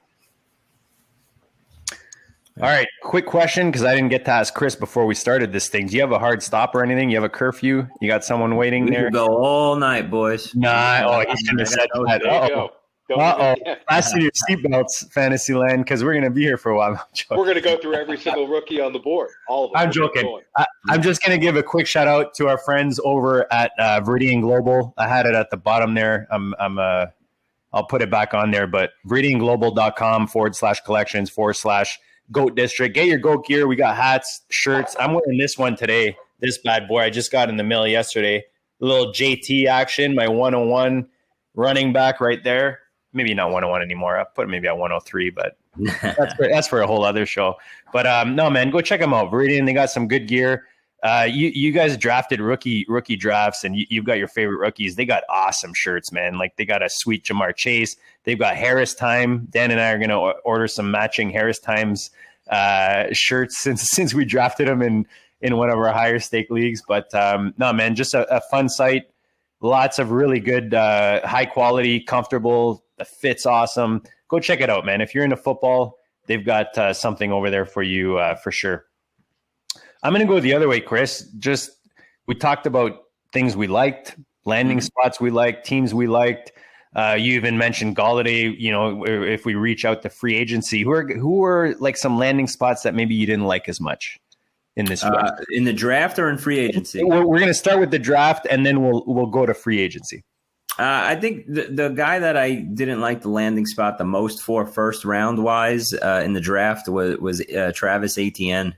I didn't love it. I was hoping, again, not to bring up the usual suspects, but for him to land with the Jets or the Falcons or the Dolphins, maybe even. James Robinson proved that he could be a bell cow last year. And then you hear Urban Meyer talking about, right away, Etienne will come in and be our third down back. Well, he's your first round draft pick. And if he landed at some other spots, he could have been, the Najee Harris of that team. So I did not love Travis Etienne landing in Jacksonville. That would be my biggest, guy in the first that I didn't love going to a team. Fresh off the Larkey episode, Theo. We just had Josh Larkey on last week, and he Travis Etienne is his rookie 101 and thinks he's going to smash in that spot. No, he loves him. Okay. Yeah, I think that it remains to be seen. I think Urban Meyer can say whatever he wants, but they used the number 23 overall pick to get him. I think it's his backfield, and I think he's got a very high receiving upside. Okay. So I think it'll be interesting to see as the summer goes along.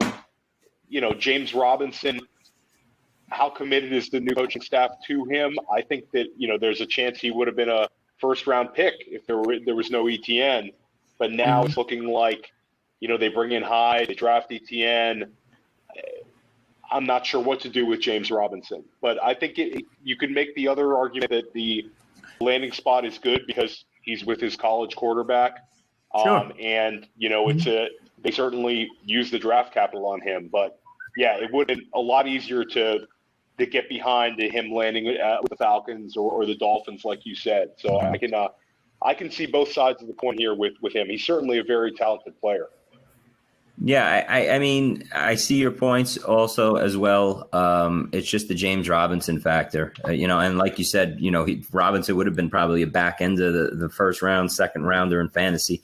Etienne shoots that down, to hell right now for Robinson's fantasy value. But he's got the college quarterback. They have the chemistry. He's gonna be able on third downs to come in and have that perfect timing routes and everything out of the backfield and hit him everything. But you're saying you feel that he's going to win the job over James Robinson and be a 3-down back. I think you're going to see more work. I think it's not going to be 50-50. I think that Etienne will see that. So Robinson, he had a perfect storm last year in terms of he got so many targets. And I don't even think that was his profile. I think it was just the offense was just so limited that he benefited from being so targeted. And he was a very efficient runner.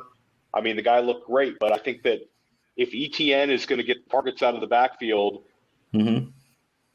is the goal line duties going to drive Robinson's value? I mean, I just think it's going to be more of a 60-40 situation. I'm not sure if either will end up being value. I don't think Robinson's going to disappear. I think he's still going to go into that 7th round, maybe 8th round. It'll be interesting to see where ETN goes. But for me, He's I gonna think have to ETN fall a lot. outproduces him. He's going to have to fall a lot then from where he's going now, because he's going in the top 4 rounds mostly in the draft that I've seen. Surprised to see that. Yeah. Yeah. And for ETN, even Theo, like where do you expect to see him on the board come late August? So I think he'll be a 5th round running back. I think at 5th round he's about right for him. And I do think Robinson will scoot back a little bit. I think it'll be, we saw DeAndre Swift go in the 5th, 6th round as a rookie. I think that'll be kind of about where we see him. The Cam Akers range. I think that the other thing is, we have preseason this year. So a couple of big plays by ETN is going to drive him right up. And he's the kind of guy that can flash. So I think such a great point. Yeah. Yeah. I mean, if ETN, hauls off an Amir Abdullah run. God, Dan, you're reading my mind. I was literally I was just waiting to throw that name. I remember that one. Yeah. I swear to God, that's crazy. We all remember that one, right? Yeah. I mean, but the other thing is, if ETN goes 13 for 33 or something in a preseason game, that could totally trash his value. But to me, the bigger issue is, what do we think about Urban Meyer as an NFL coach? Because I got some serious questions. I mean, Trevor Lawrence, fine. Obvious 101 pick. Everybody's been, he's got everything going for him. I have no problem with that as a 101. But then to go and take ETN, as a 1st round pick when you've got a free square in Robinson. I mean, you don't need to improve the running back position. You could use this draft capital on someplace that could improve your team a lot in another area.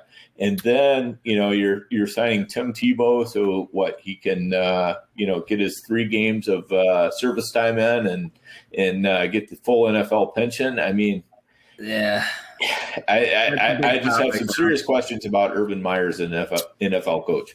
So, Dan, real quick on that, because that's a huge topic now, the whole Tebow thing right now. And for me, I look at it so differently than I think most people are talking. Everybody's like, oh, Tebow, they're bringing him in as a tight end, and he's stealing a job from, someone that deserves to have that tight end position and yada, yada, yada, all that. I don't think Urban Meyer is looking at it at all from that perspective. He's trying to build this locker room and bring in a winner and bring in a team motivator and a guy that's going to be there in that 3rd quarter, 4th quarter on the sidelines, going up and down the field to everybody on the bench going, come on, let's go, and lead the team huddle before the game. And he's looking to build a winning attitude. And who better to bring in than Tim Tebow himself? And, that's a great point, Chris. Maybe he's the 52nd guy on the roster, the 3rd tight end that dresses, and 2 plays a game he comes in and blocks, as a blocking tight end. There's a lot of tight ends that don't even touch the ball, that they're just there to block. So I think that's the way Urban Meyer is bringing in Tim Tebow. Or is a goal line bulldozer, 100%. Even better. Right there, Dan. Bulldozer, put him in the fullback position. He plays on the goal line. He does that little jump pass, that he was known for. So that's my Tebow view. Before that, who was the player you were just talking about before that? I'm sorry, we got off. Robinson. Oh, I'm sorry. Yeah, we were talking about ETN in terms ETN of and Robinson. Yeah, being a head scratcher for Jacksonville at 25th overall. Well, Urban Meyer's come out and said his heart was broken when Kadarius Toney got taken by the Giants at 20, which means, hey, if the Giants didn't snatch him, most likely Jacksonville was going to add to their wide receiver crew and put Kadarius Toney on this team. And I don't want to say that they panicked because it's an NFL team, but, he's a rookie head coach. Maybe there wasn't any other wide receivers that he loved right there. He said, all right, you know what, let me go get this running back that I really like, even though we shouldn't be taking him right now or whatever. But I know if what he says is true, he had his heart set on Kadarius Toney at 25. Which is another reason I hate Gettleman, because he just ruined James Robinson. I mean, There's a lot of reasons to hate Gettleman as a Oh yeah, I know. I mean, the guy watched finally every makes year. a good move, trades down in the first round, gets the extra pick in the 2022 draft, the extra first, and then he's got this glorious opportunity at pick 20, and he takes Kadarius Toney of all people, which is, when I think about the Giants' needs, I mean, wide receiver, as you said earlier, Chris, is probably one of the lowest needs. And he knocks Jacksonville off of their pick, so they take ETN. I mean, so it was like this whole, vicious cycle. Trickle down effect. Yeah. Trickle down effect. Yeah. Just horrible stuff for for fantasy. I mean, it was just, the worst. Agreed. And as a Giant fan, I love that we got the number 1 pick from the Bears for the following year. Yeah. And we talked about it earlier. I wasn't like crazy at the time with Toney. I actually wanted Rashawn Slater, the offensive lineman from Northwestern. That's who I wanted right then at that pick. But if, we get Toney and then, another first round draft pick, which was supposed to be, a more loaded draft next year, maybe it's to be determined what the Giants did this year, until next year. Right. Yeah. Mm-hmm. Yeah. So if we look at, we talked about landing spots, rookies, looking at, whether it's guys going to their second, third year, are there veterans right now that, again, we don't want to give too many of your secrets. We're hoping people, Men in Black, they're going to forget everything. Yes, we do. I have to go up against Chris. I want all his secrets. Chris is going to purposely be asking. I like you guys, so you know what? I'm gonna open the bag up a little bit tonight. So I'm usually very tight-lipped. My friends in the industry, they know that most of the time I keep everything very, very, to the pocket. But I like you guys, so we'll see. Appreciate it. Let's get him going, JD. Come on. Appreciate that. So just looking at non-rookie, anyone that's going in their second, like I said, third, fourth year, anyone that you feel, breakout has become the Kleenex of fantasy football these days. Yeah. But is there someone that you truly believe is going to take the next step that, whether you're investing in or you've already got on your rosters, you feel is, significantly going to take a step this year? I'll give you 2 guys that I love coming into their second season. Actually, it's Michael Pittman in Indianapolis. They brought back T.Y. Hilton, but he's shot. He's done. I've been off T.Y. Hilton for a while. I don't know. What are you pointing at there? I can't see. My little Colts helmet there. Oh yeah. Well, poor T.Y. Hilton. I don't know if they gave him that 1-year contract as a thank you for everything he's done for Indianapolis, but he's passing over the mantle, kind of like how Julio did to Calvin Ridley in Atlanta.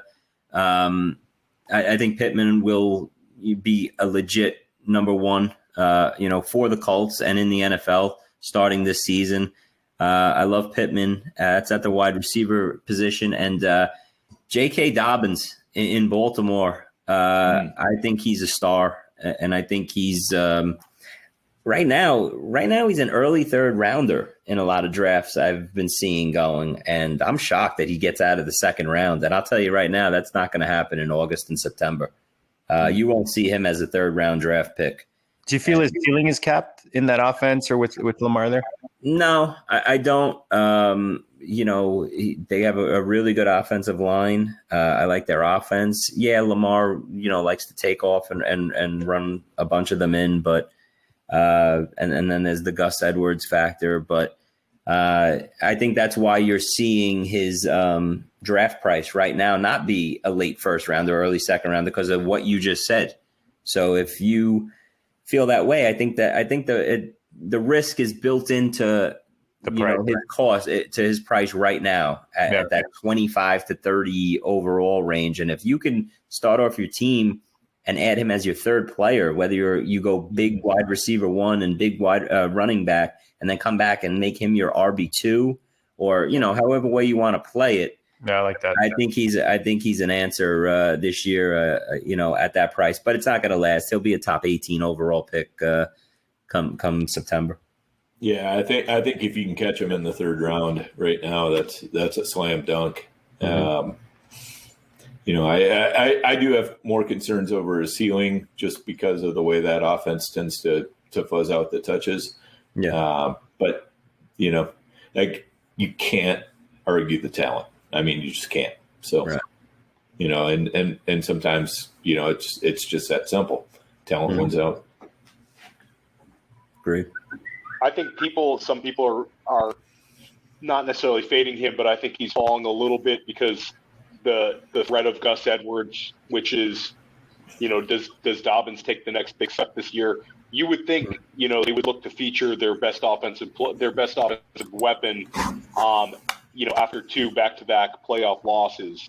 So I think that the Dobbins call is great. I do worry about, like Ian said, can we get him some targets? That's the question.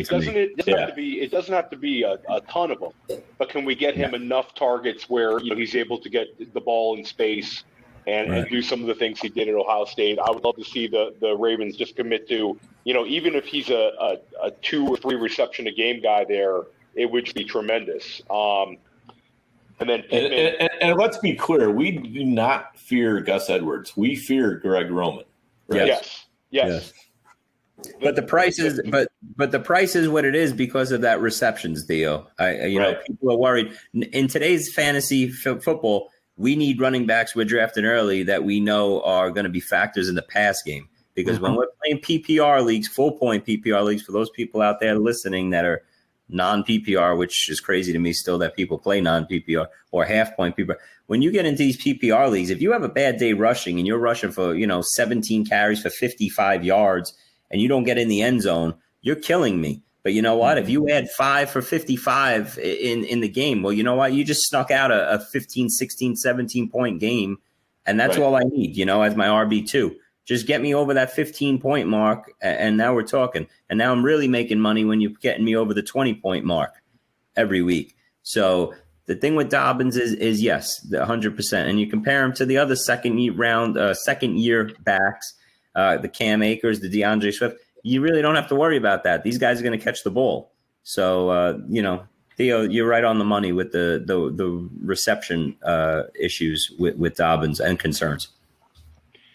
I love your Pittman call. I think it's the parallels with Pittman and Cortland Sutton. Cortland Sutton, year 2, I think he was going around, I know in FFPC drafts and NFFC drafts, he was the kind of guy you're getting in the 8th, 9th round. He ended up returning wide receiver 2 value. I think Pittman has a lot of the same characteristics. He's a big, strong receiver. He's by far the most wide receiver 1 profile on that team.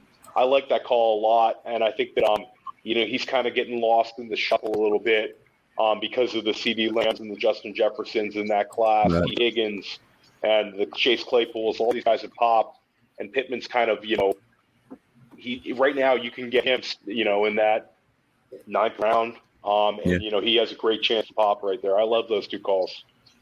Yeah, and you know what? We're mentioning all these names, and as we're mentioning all these names, isn't it amazing, guys, how much talent we have in the second year of players? Like everybody, the Jonathan Taylors, the Akers, the Swifts, the Dobbins, Pittman, Clyde Edwards-Helaire is in his second year. I think he's in a great spot to have a huge bounce-back season after people overdrafted him, in my opinion, as a top 6 overall pick last year. But so much talent. Last year's class that they're going to be stars this upcoming year as second-year players. Now, is there a possibility of disappointment with this year's class because of what we got last year? I mean, I think so. I think that's a definite possibility. I mean, if you look at the first round this year and you go through the skill players, I mean, who really impresses you so much? There was, there's Jamar Chase and the 3 receivers that we mentioned, right? And then there's Najee Harris, who is going to be the running back position is probably going to fall on him rookie wise as a first rounder along with ETN, but I don't see him having the opportunity that Harris has. So I don't see that rookie class of this upcoming season being as dynamite as last year's was. Yeah, I think last year's was just historically good. I think people could get caught in the trying to draft too many rookies to try to emulate that success we saw last year. Mm-hmm. I mean, Harris at least is going to have unbelievable volume. I mean, he seems like he could get 250 carries in that offense. But yeah, it's last year just spoiled us. You had so much talent in that class. Yeah, I mean, to be honest, the way I'm looking at redraft right now is you look at the Dynasty ADP and who's going right now, and then you take a look at redraft and you try to find those players that are higher in Dynasty but are really falling in redraft. And those are the players I want to gamble on. I don't want to gamble on the guys who are like, who are kind of, like mid-late first-round picks in Dynasty, and they're going pretty high in redraft, because to me that feels real shaky. But if I can get a guy, in the teens rounds in redraft, but he's going, kind of mid to late first round in Dynasty, those are the kind of guys you want to gamble on a little bit, and that's why Terrace Marshall, is a guy we mentioned before, fits right in there. He's a guy that you're going to grab in the mid to late first in Dynasty, but you can grab him super late in redraft. So, that's where I'm looking to make my gambles for the most part in redraft leagues. What do you guys think about that? I'm going to add to the question, just Chris and Theo, you guys can both answer. Where are you putting these rookies when you're doing a redraft, especially like these big money tournaments? Just because, we're talking about all these rookies, but what Dan just said, basically saying the high-end Dynasty guys, the valuable Dynasty pieces, those are the guys, the obvious guys getting taken. Where are you with rookies when you're building your redraft rosters, Chris? And then we'll go to Theo. Oh, I don't mind. Every year is a different story. I always say that. That's one of the things I'll always say in terms of anything, whether it's, somebody will say, oh, Chris, you're a big, you want to draft your wide receivers. You're a 0 RB guy. You draft your receivers early. Well, you know what? For years I was. But if you look my last couple of years now, I build off my running backs more. And this upcoming season, I'm going to look at the draft board. I'm going to sit down. I'm going to study it. And I'm going to see which my best option is. And you got to be fluid. I could go either way. Same thing with rookies. I don't have any problem drafting rookies on a year-to-year basis. I'm not one of those guys that says, okay, well, this rookie, it's talent. And you know what? One of the things that I think we are all, have as an advantage over some of our competitors, because there's a lot of people I talk to that are in the high-stakes market. And I'm like, hey, what'd you think of college? Oh, I don't watch college football. Well, I think we all have an advantage that we're college football guys. We sit down, we see these players ahead of time coming into the league. So, there's certain players that I say to myself, well, when he's ready to be drafted in the NFL, I want that guy. And there's certain guys I don't, I think the big guy that we're going to see this year, JD, I don't know if this is answering your question. I'm sorry, but, Harris, in Pittsburgh, he's going to be, the first rookie off the board, unless he's going to be the first rookie off the board, no doubt. Yeah, for sure. Late second round, early third round right now. And we talked about exhibition games this year being back. Well, guess what? He goes 18 carries for 125 yards in that third preseason game. Guess what? Hello, second round in late August, early September. So that's a good point. You know what? If he shows it to the mass of people in the preseason and he looks like the undefined bell cow with no competition in Pittsburgh, I got no problem drafting him as early as I want him. Yeah. And he doesn't have a lot of competition in Pittsburgh. Let's be real. Nope. And even as a rookie, when you look at all the rookies and a 2021 production, if you look at the Sermons, the Carters, if these guys are all being overdrafted, I guess you can kind of say, he might be the only guy that's legit running back wise anyways for 2021. Yeah, it might. And the rookie position, as we've seen these past bunch of years in the NFL, they hit the ground running. There's no reason to be like, oh, he's a rookie. I'll wait another year for him. These rookie running backs, they hit the ground running. Look, and then at the wide receiver position, even more so than it ever been. Justin Jefferson won people a ton of money last year. So you got to forget about the rookie thing. When you're redrafting, it doesn't matter. If you know what you're getting with these certain players, you can't be scared to take them off the board. Yeah, and I'll agree with that. I think that rookie running backs have always been, or not, necessarily always, but you could go back to the Zeke Elliott draft, the Saquon Barkley draft. People are not scared to take rookie running backs early.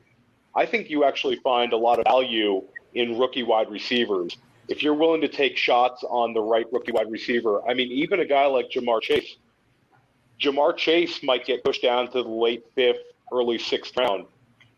I personally think he's going to beat his ADP this year right off the top. I think rookie wide receivers, if you're willing to take some shots on them, they can absolutely pay off. And as we saw last year, I believe it was 5 in the top 36, Dan, about 5 rookie wide receivers last year in the top 36, and I think we had 4 in the top 24. So I know this year's class is going to have a couple of guys like that. So you take a shot on some of the names we've talked about. You might get Elijah Moore in the 12th round, and he might end up with 70 catches this year. So I think rookie wide receivers to me is where you find the value, because rookie running backs, nobody's scared. I mean, at the end of the day, they're all going to go where they go. I mean, we saw last year. What do you guys think of that? Yeah, I think that's a great point.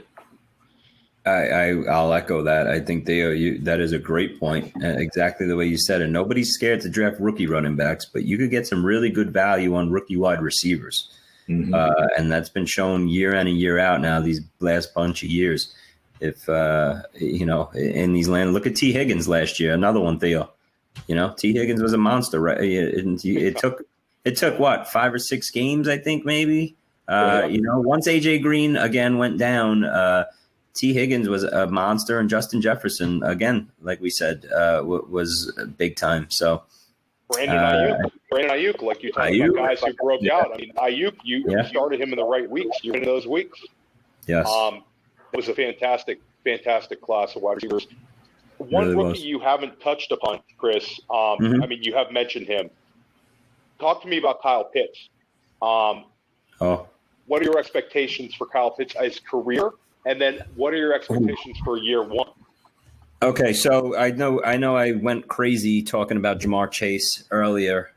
You could just pretty much pencil in Kyle Pitts at the tight end position and my love for him. I think Kyle Pitts, in a couple of years, he's George Kittle, Travis Kelce to us in fantasy, top 15 overall, top 20.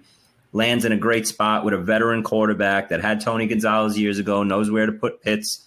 And it's not, he doesn't land in a spot where he's the focus of the offense, even better. Teams aren't going to be able to focus on him. He's an absolute, matchup nightmare. No one's going to be able to keep up with him in the middle of the field.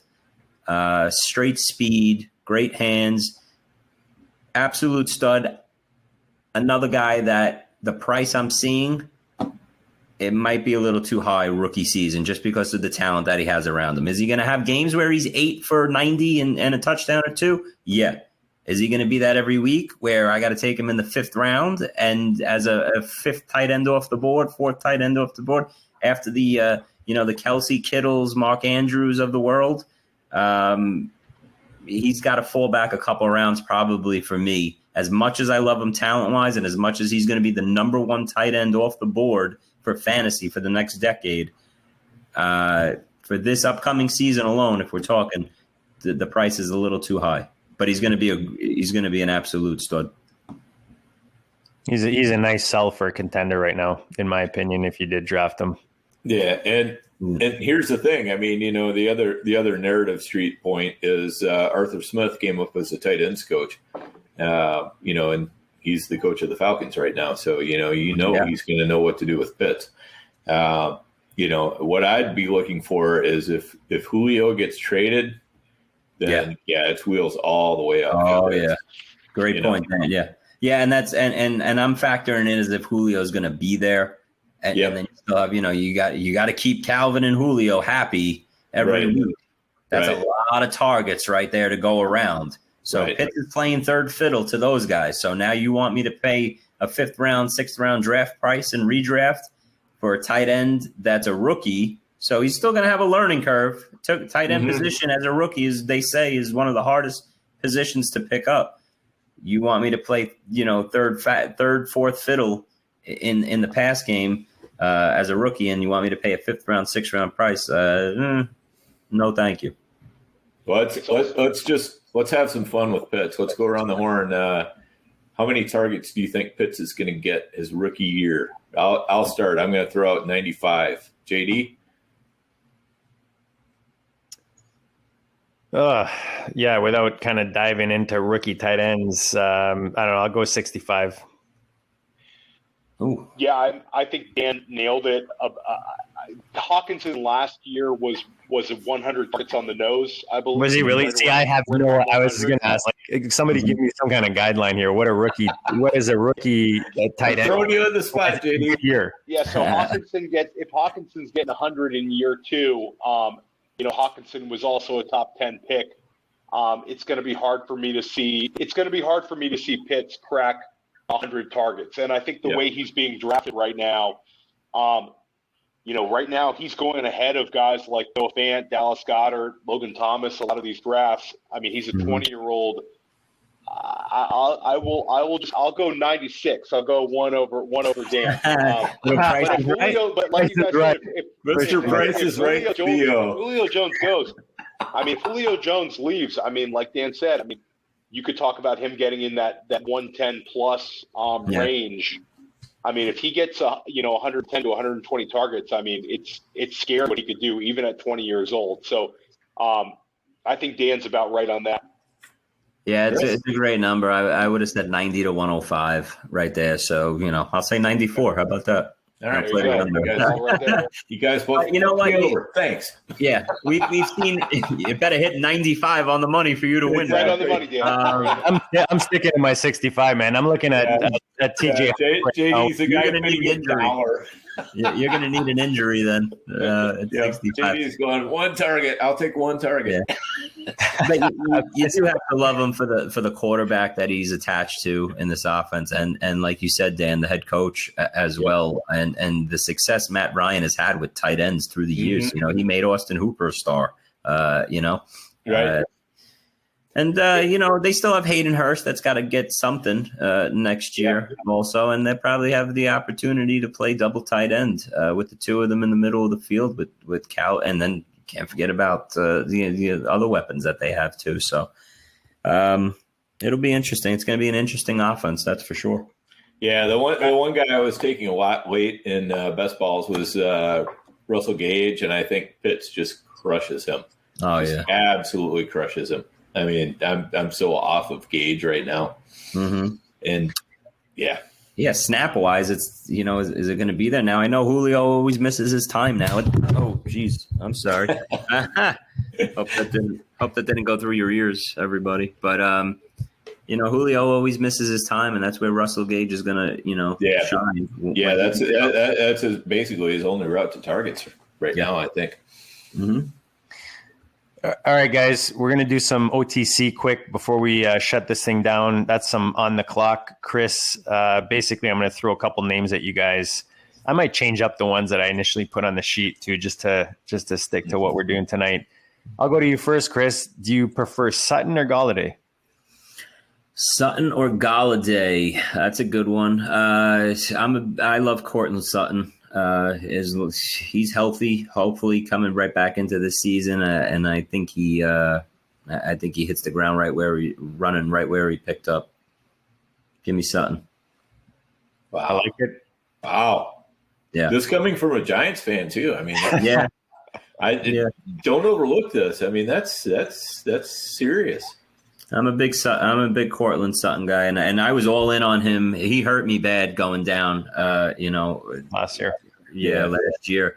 But I really thought he was going to be a top 10 wide receiver last year and a legit wide receiver one in the NFL.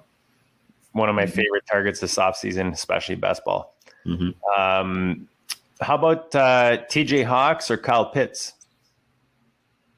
I'm sorry, is this for me or? Yeah, we'll go to Chris first. TJ Hawkinson, huge second year leap. especially with the lack of targets and receivers in that offense. The whole offense is going to be Swift and Hawkinson for me. Hawkinson can be a top 5 tight end next year easily. You guys disagree, Dan, Theo? Dude, I'm big on. I love Hawkinson in Dynasty and Redraft. I mean, I think he could get it might not happen, but he could get Darren Waller-like targets next year just based on what they have at wide receiver. I mean, Swift will get a lot of targets. Hawkinson will get a lot of targets. And I think having a little bit more robotic quarterback like Goff might actually help him a little bit. I mean, Stafford's taking shots downfield. I think that Goff's going to run the offense, and I think Swift and Hawkinson will both be big beneficiaries in terms of receiving. And we got to go down narrative street once again. Dan Campbell, position, tight end. Tight end. There you go. That's right. Yep.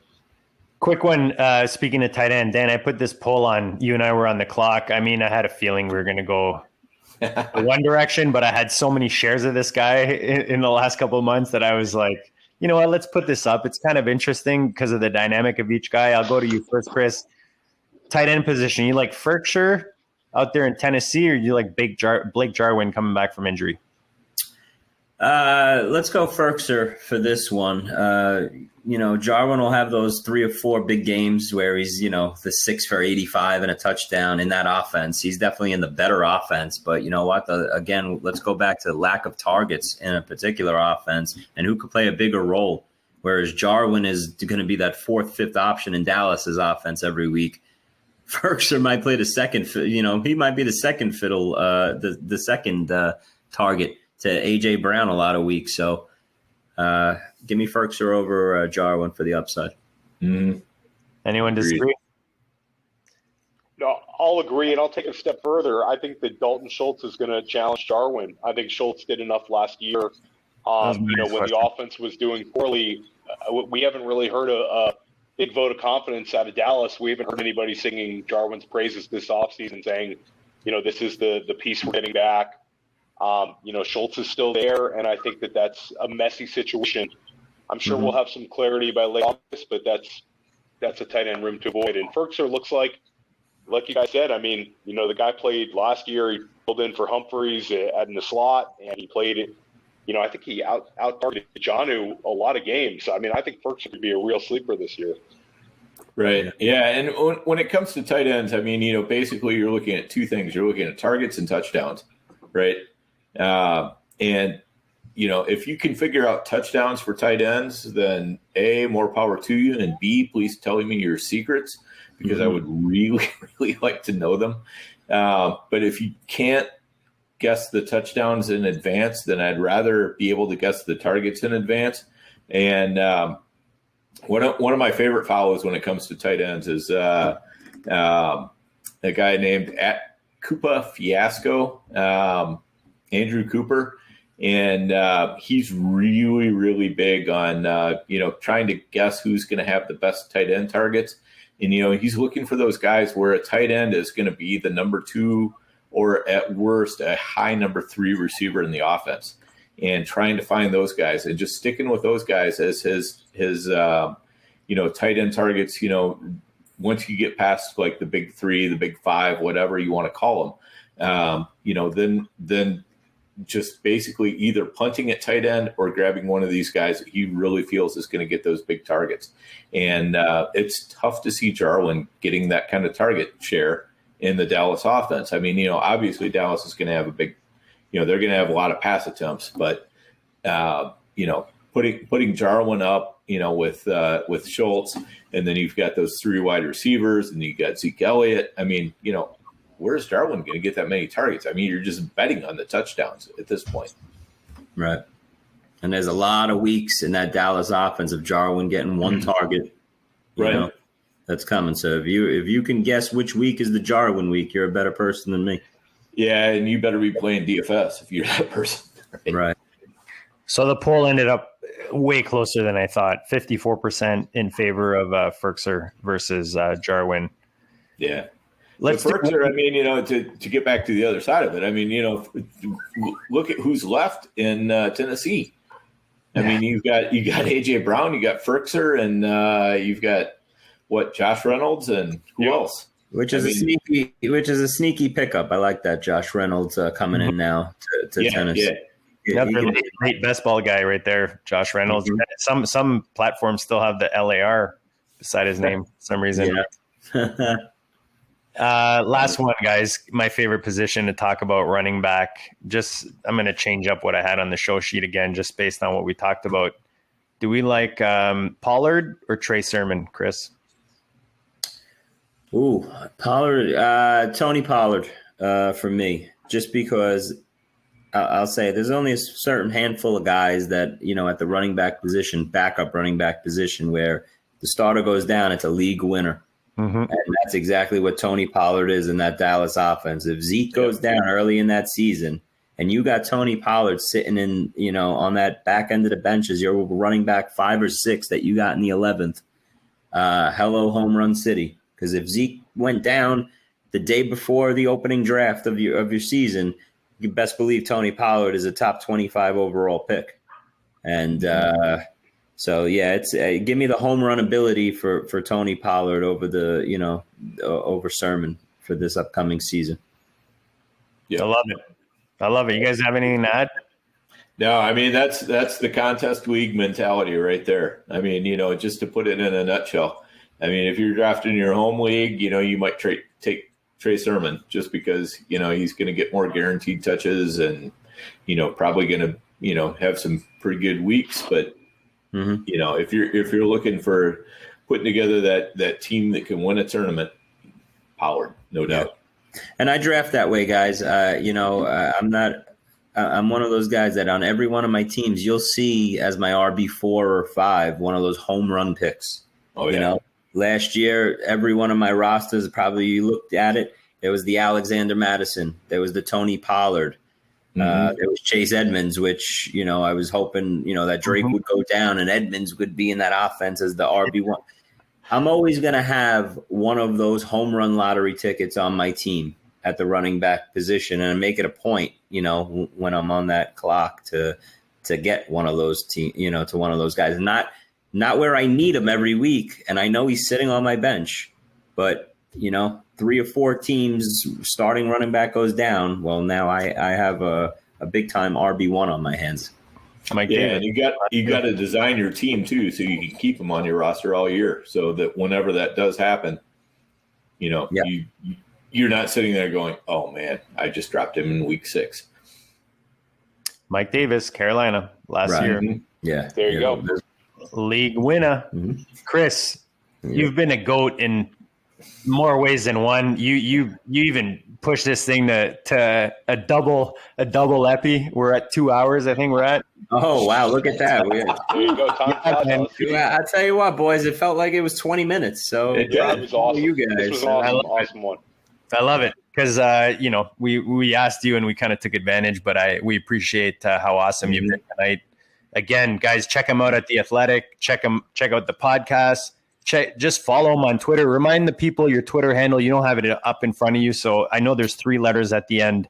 It's very simple. It's Chris Vaccaro, GST. GST stands for Greenwich Street Tavern, the name of my bar in New York City. So if anybody's ever in New York City, or when you guys come to New York City, there we go. And we always start off the high stakes weekend every year at my bar. We got all the high stakes players come in, and that's how we kick off the weekend. So nice. That's what it is. Chris Vaccaro, GST on Twitter. We appreciate you, Chris, man. Tonight was awesome. Was beyond expectation. Theo, the Greminger, I know you're going to be over at that bar probably by the weekend if it's open down there. But no doubt. Remind the people where they can find all your goodness that you're dropping, whether it's in the district or out there in the Breakout Finder, anywhere else people can find you. So you can find me here on the GOAT District. We have more of these triflexing pods coming up with Andrew Schellenberg. We're talking about our build in the new RotoViz Triflex format on FFPC. It's an awesome format for anybody looking for one. You can find my writing on Breakout Finder and PlayerProfiler.com. I have the waiver wire column on Player Profiler this year. And you can find me here in the district. This was an awesome pod tonight. I really enjoyed it, fellas. Yeah, man.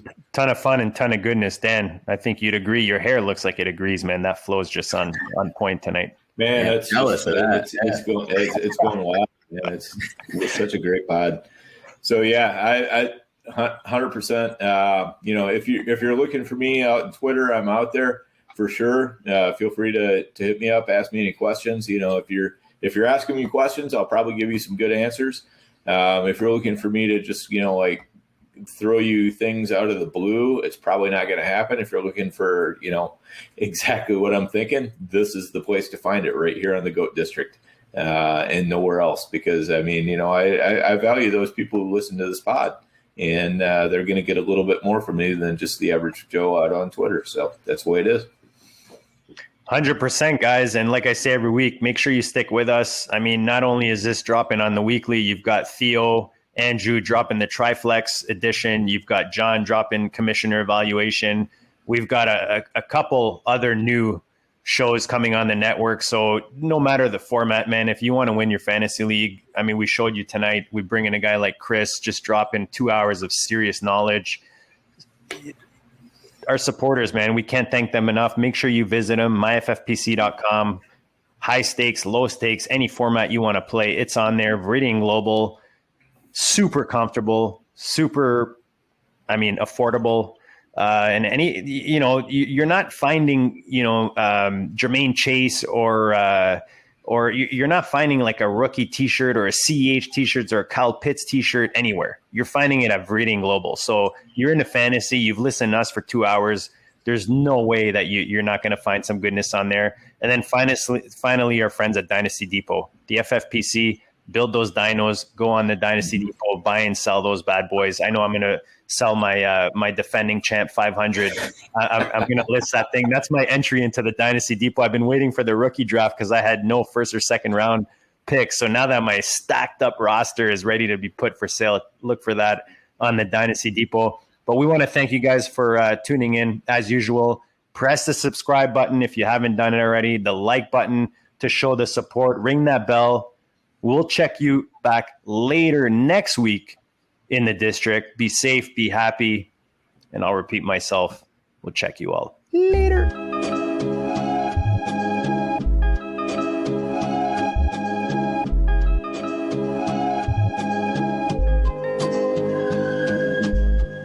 GOAT District, you know the Pope listens. Dynasty, our religion, for the blokes missing. On all of these trades, on all of these plays, on all of these grades. By the end of the day, y'all getting played. So, what you gonna do next? Try to fill up that flex? Send the homie a text? That trash offer's the best? You try to make it complex, then they text you back. Now all of a sudden, they don't make any sense.